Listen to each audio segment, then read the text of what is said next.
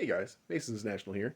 Uh, so kind of a little quick poll thing here that I'm gonna do is whether or not I should just buy new fenders because